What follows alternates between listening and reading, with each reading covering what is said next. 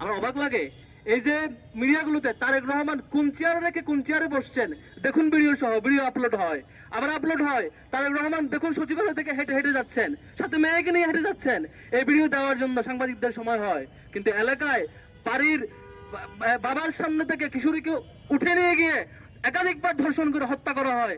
আর সেই ঘটনা স্থানীয় বিএনপি নেতা পুলিশকে ফোন দেয়, লোকজনকে ফোন দেয়, বাড়ির লোকজনকে হুমকি দিয়ে এলাকা ছাড়া করার ব্যবস্থা করে।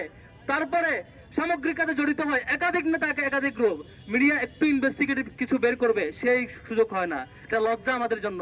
আমরা মিডিয়া ভাইদেরকে অনুরোধ করব, জুলাইয়ের গণ অভ্যুত্থানের শহীদদের বিনিময়ে আমরা বাংলাদেশ পেয়েছি। আপনারা সেই গণ অভ্যুত্থানের সঙ্গে ছিলেন, আপনারা পাহারা যাচ্ছিলেন, অনেক ভাইরা জীবনের বিনিময়ে পাহারা দেওয়া হয়, অনেক সাংবাদিকরা জীবন দিয়েছিল, আমরা সুন্দর একটা বাংলাদেশ পেয়েছিলাম।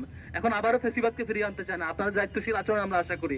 সম্মানিত বন্ধুগণ, যে বাংলাদেশ জুলাই গণ অভ্যুত্থানের বিনিময়ে আজকে আমরা পেয়েছি, ঢাকা বিশ্ববিদ্যালয়ের এই নিরাপদ এরিয়া থেকে শুরু করে গ্রামের এলাকা পর্যন্ত প্রত্যেকটা এলাকা শুধু আজকে ধর্ষণ নয়, চাঁদাবাজি নয়, বরং ক্ষমতাসীন দল তাদেরকে পাহাড় দেওয়ার কাজে ব্যস্ত হয়েছে। এটা খুবই দুঃখজনক, খুবই লজ্জাজনক।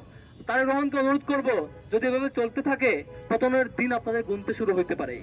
আপনারা যদি ক্ষমতায় থাকতে চান, ভালোভাবে চালাইতে চান, এখনই এই চাঁদাবাজ এবং দর্শনের ব্যাপারে সিরিয়াস হন।